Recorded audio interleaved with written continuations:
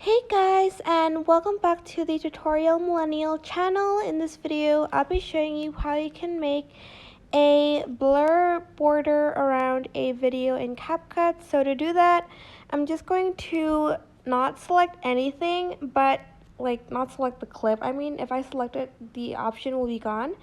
Just go to format, and for instance, you are going to make an Instagram clip, like a 1x1 clip, and you don't want the background, like the border of it, to be a just a plain background. You just want it to be a blurry sort of border instead.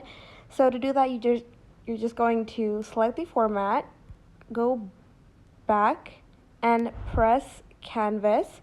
Here you are just going to choose blur, and here are the options to blur out the sort of video, so it makes this blurry background. There's 4 options: this one, that one, that one, or this.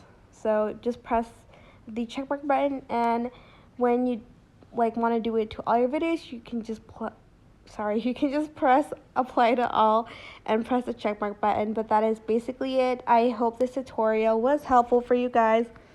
Don't forget to like, comment, share, and also subscribe to this channel if you haven't done that. If you have any questions, just leave it in the comment section down below, and I will try my best to answer them all. Thank you so much for watching. Bye.